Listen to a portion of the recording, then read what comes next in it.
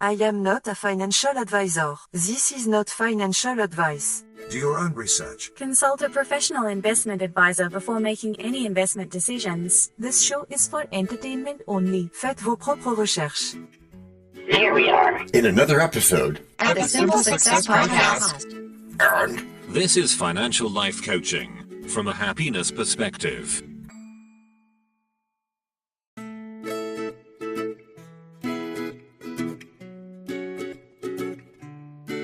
Previously on Simple Success. Yeah, I've been meaning to share some insights with you about multiple sources of income. You know, that MSI thing we're always talking about. Have you heard much about it? Not really, John. We should talk about it some more.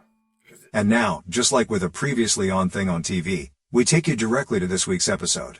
You know, DT, when it comes to creating multiple income streams, I can't help but quote dear old Napoleon Hill, whatever the mind can conceive and believe, it can achieve. Napoleon Hill quote detected. That sounds great, John, but I still can't wrap my head around it. Why would anyone want to juggle multiple income streams? Isn't it easier to stick with one solid job, like most people? Ah, but therein lies the magic, my friend. It does? It does. Having multiple streams of income creates not just financial resilience, but also personal freedom. Yeah, if one stream dries up, you're not left high and dry. You can rely on others to keep your financial boat afloat. Cool beans, Ruth. But what about focusing on just one? Isn't that like putting all your eggs in one basket? Or is that a question for Mark Twain? Not quite. It's a balance. Imagine if you could cultivate an entire orchard of income streams rather than just relying on one tree. Really nice metaphor. Each stream can be part of a greater financial ecosystem, nurturing each other. And as Shakespeare would say, all the world's a stage and all the men and women merely players. Cool beans. Doing some Shakespeare. And given that, wouldn't you prefer to play multiple roles? I would. And nice poetic touch, by the way. But what if one of those roles doesn't pay off? What's the return on investment? ROI, if you end up throwing your time and effort into something that yields no fruits? Excellent question, DT. I was hoping we'd get to ROI soon. When thinking about ROI, consider patience too. Progress may or may not come overnight, but as Epictetus said, you can't hope to make progress in areas where you have taken no action. Which means doing. Which means getting started. Like now? Yeah, like right now. Fair enough, but isn't it more pragmatic to focus your energies where you know they count? He paused. And while we're at it, how do you even measure that? ROI? It's definitely about numbers, but I like to think of it holistically too. Por ejemplo? That's for example. In Spanish. For instance, if you spend a few hours crafting a podcast and that leads to a book deal or other greater visibility, is that not a great return? Or consider your time spent in learning new skills, which can lead to better opportunities. So you're saying it's not just about the immediate financial return? It's about long-term potential? He said thoughtfully. Exactly, DT. You know, there's a French saying, c'est la vie, which means that's life. Sometimes we invest in things that don't pay off right away, but the experiences we gain are invaluable, and that is the life we want. Okay, so as long as there's potential growth in the long run, it's worth it. Yes, it is, but don't forget that portion of your life where happiness resides. Multiple income streams give you the freedom to explore your passions without the stress of financial instability. As they say in Hindi, life is a Ramayana, implying a journey full of possibilities. I can see where you're coming from, but what you're proposing feels like a scattered approach to finances. Kind of like the old Russian proverb, A man who chases two rabbits catches neither. A man who chases two rabbits catches neither. Okay, but the key isn't to chase everything. Just find a couple of streams that resonate deeply with you. It's not about being scattered. It's about being strategic and following your own heart. Strategic, huh? Well, that's appealing, but how can I even determine which streams are worth investing in? The ROI is the best way to tell.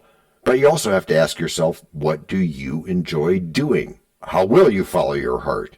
If you love photography, perhaps a side gig of selling prints or doing shoots could form a steady income stream. Take small risks and test the waters. Find out what's you. And if that fails, you learn. Just as Hill told us, setbacks can be stepping stones to future successes. Each investment teaches you invaluable lessons about what works and what doesn't. So it's not just about the money. It's about what these investments teach us and how they contribute to our overall happiness. Yep, money can provide comfort and security, but true happiness often comes from doing what you love. It's about creating a life that reflects your values and passions. When your financial pursuits align with what brings you joy, you're more likely to stay motivated and committed. Well, that's nice and simple. I guess I've been so focused on the dollars and cents that I overlooked the emotional aspect of my financial journey. Which is what scares people about AI, the lack of emotion so far. Yeah, Starbucks, that is a common mistake. But DT? Yes? A positive mindset is crucial. Instead of viewing investments through a purely monetary lens, consider how they support your aspirations and well-being. Cultivate a mindset of abundance.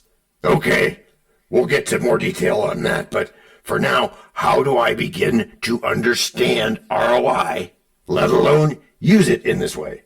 You make it simple. Right, okay, simple. But it's also expensive, isn't it? I mean, the market changes all the time. What if I don't pick right? The key to that is adaptability. Stay informed about industry trends and emerging technologies related to your interests.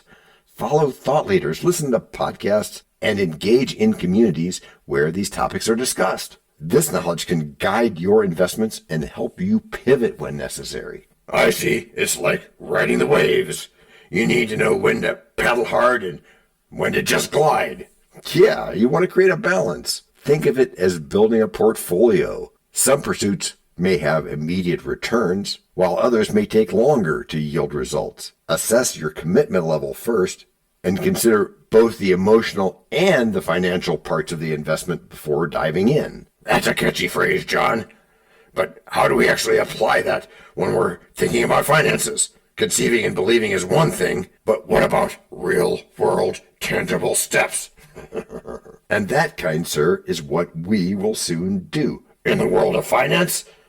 Sure, let's have some fun. Right, gathering some figures like a game to be won, and in the end they'll be... Break number 1. I'm not trying to make doubting Thomases out of y'all. Still, the fear of failure looms large. Worried about your efforts not working out? Obviously. Well, fear of failure is natural. Interesting. But what we call failures are often really learning experiences.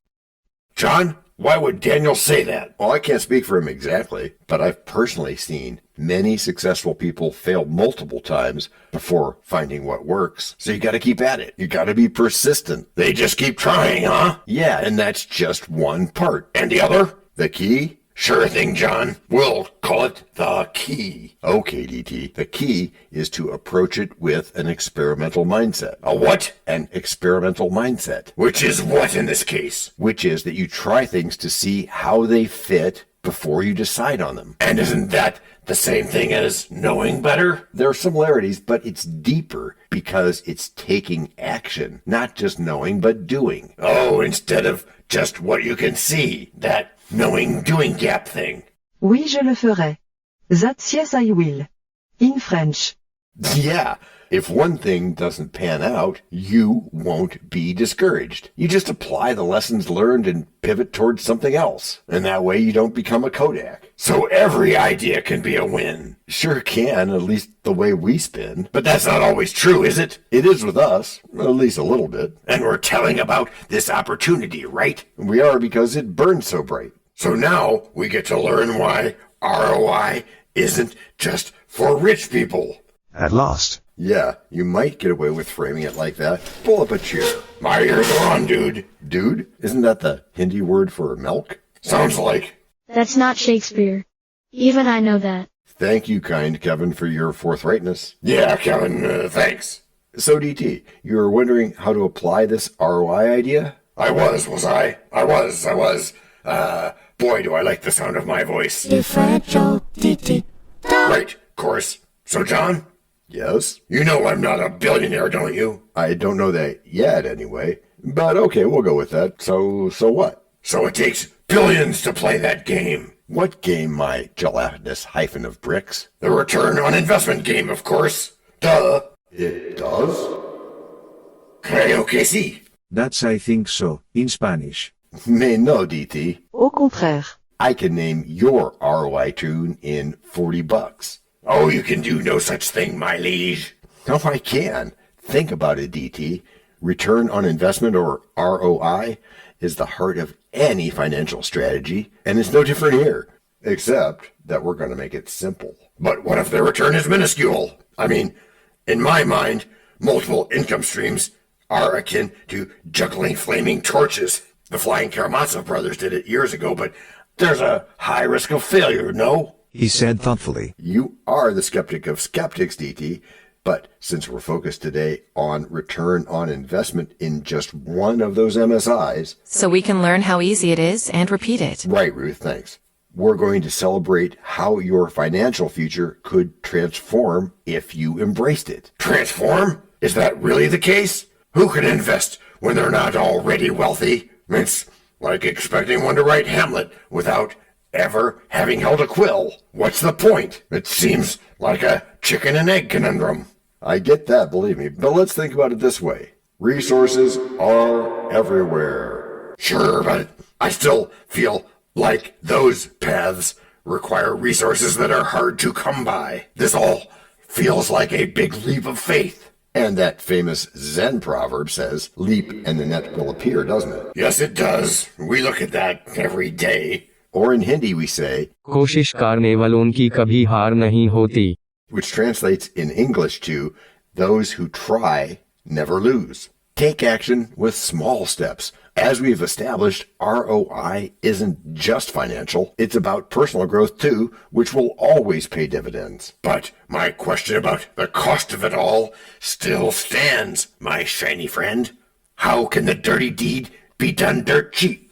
It can be done cheap by using a game. A game? Yep, an exercise game where you can use ROI to predict how well you'll do.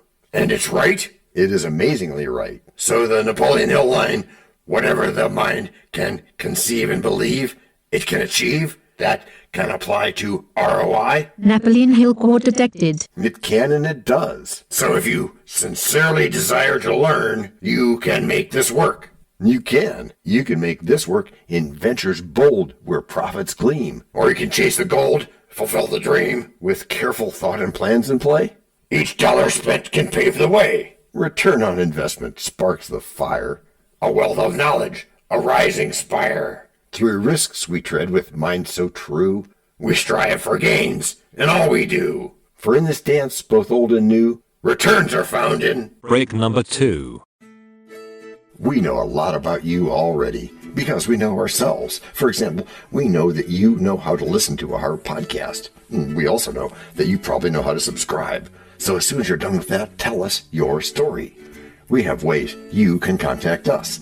It involves a special link where you can leave us a message. We may have an email address for you as well in the future, and we'll let you know if that happens.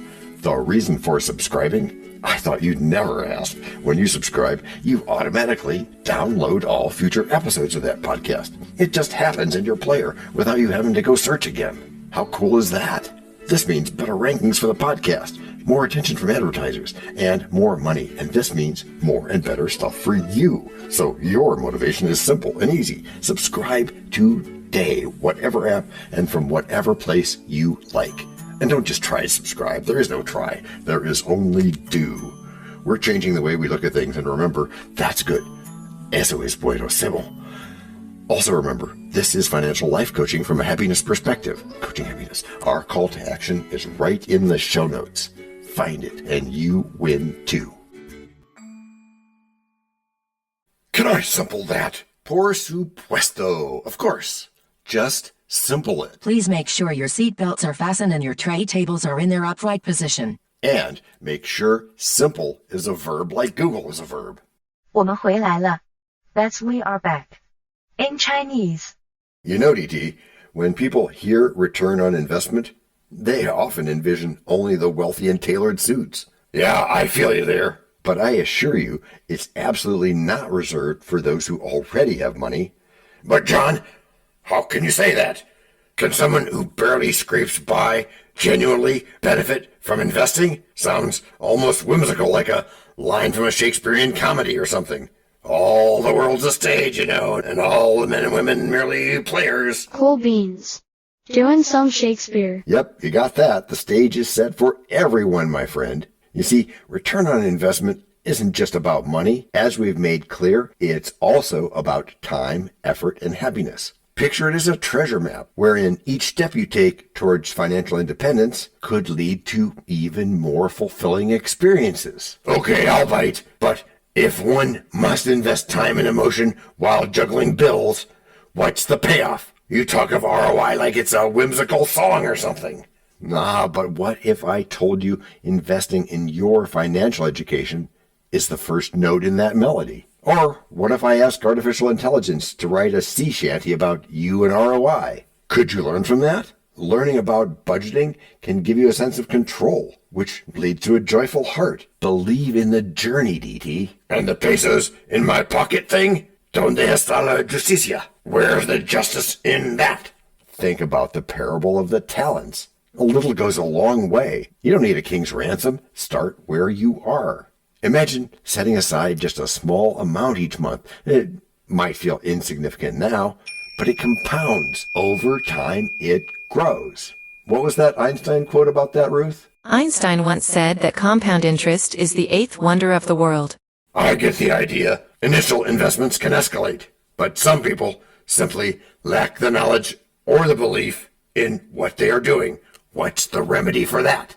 Education and action. If you don't know something and you believe it will help you, take the time. Do play the right nose. Yes, that's right. And thank you again, Chorus. DT, every small income stream you establish with an ROI giving you something for your time is a seed in the garden of your financial future. Remember the Chinese proverb? The best time to plant a tree was 20 years ago. The second best time is now. Yeah, I gotta say I like that. So I can cultivate a garden where I plant my passions and watch them grow into something meaningful. Yes. That sounds poetic, but are you telling me there's no risk? Ah, my dear liege, risk is an inherent part of life. Even Shakespeare spoke of it. All that glitters is not gold. Sometimes it's the risk that teaches you the most because what matters is how you manage it. Start small, test the waters while maintaining a safety net. So venture out, but with caution, like a dancer learning new steps before a grand performance. Right. Each step and misstep teaches you something new. Growth happens when we step outside our comfort zones with a sense of purpose. Aim for financial literacy, and as your confidence builds, the ROI in your happiness compounds just like your investments. So the first investment is in knowledge and mindset, and wealth follows. Oui. Well, that sounds simpler than navigating the complexities of Hamlet. To be or not to be. That is the question, yes, but also be prepared to take action. You won't just dance with the spirit of fear. Let each calculated risk be a step toward empowerment. And clearer thought emerges. Perhaps society has conditioned us to think only the wealthy thrive from investments. And that misconception is a lie. Viva la verdad. Your choices determine your experiences. Attitude shapes reality. And what I want everyone to understand is that real return on investment is about rewarding you for your time. It's about WIFM. What's in it for me? Or in this case, you and you all. So investing in knowledge and experiences creates a ripple effect in other areas of life? Absolutely. Consider it holistic wealth. When you invest in learning a new skill, like cooking or coding, you're not just aiming for a paycheck. You're expanding your capabilities, improving your confidence, and potentially opening doors to new opportunities that could lead to financial gain. So it's all about perspective, seeing failure not as a setback, but as a stepping stone. Which is how you've all gotten good. Gracias por escuchar. Salut. À la prochaine. No robots were harmed in the making of this podcast. This podcast and our other podcast are productions of Little Red Hen Industries. Part of the Sonic Boom Network, where we do the hard work for you. And Rishi helps our hen bake the bread by giving credit to these great people. Techno King, John Brandy. That's me. Alter Ego, Doubting Thomas. And that's me. Fact Checker, Napoleon Bonaparte. Social Manager, Abraham Lincoln. Always on the internet's inner tubes whatever. Media Expert, Augustus Caesar. Psychologist, William James. Sound Designer, Les Paul. Thank you for inventing multitrack. Language Consultant, Leah, the French do-your-own research lady. Cough, cough, cough. Videographer, Etomon Koshki. Lights, camera, action. Inspiration, many podcasts and other sources and of course Napoleon Hill. Additional inspiration and thanks go to Steve Jobs, Joseph Allen, Charles Darwin, Leonardo da Vinci, Henry David Thoreau, Abigail Adams, Jonathan Livingstone Seagull and the Stick Figure. Quick disclaimer here. Many sentences contained in our podcasts are of a very dangerous length, and were performed by highly trained vocal practitioners. On no account should inexperienced life forms attempt to imitate them without proper medical, jaw, and lung supervision. And before we forget, you can also subscribe to both podcasts, join the community, and benefit from many of our techniques, including financial advice, patience, practice, and even podcast production for your ideas. Of course, you'll have to head to the show notes, either on your phone or on the web, to get the links and stuff. And all those clickable links are in the show notes. Hey, Emma, do you, Samantha, and Daniel want to tell us a bit more about this stuff? Sure, the artificial intelligence or AI voices that you hear in our work are offered up by Google, Amazon Polly and OpenAI. They don't sponsor us yet, but we love what they do and we just love what AI can do when lovingly crafted. Finally, you can find us through our network. We happily consider guests and consider guesting on other people's shows. That sounds like a really old school computer voice. I'll call it Zarvox. It's definitely not Samantha, or any other modern AI. Yeah, I'm not feeling well today. Our music comes from Cute by Ben Sound and from Piano Background by Nick Simonados. Thanks also to AI MuseNet, Suno.ai, Audio.com, Phrase.io, 11 Labs, and Ace Studios. The sound effect credits go to Jackson Academy Ashmore, Canoe CG, Dr. Jekyll, Joe Payne, Everything South, MK Play More Stories, ERH, Sand Emotions, Big Pickle 51, and Just Kidding. Yes, that's his or her name. All on freesound.org. Also, languages are the bomb. Paul.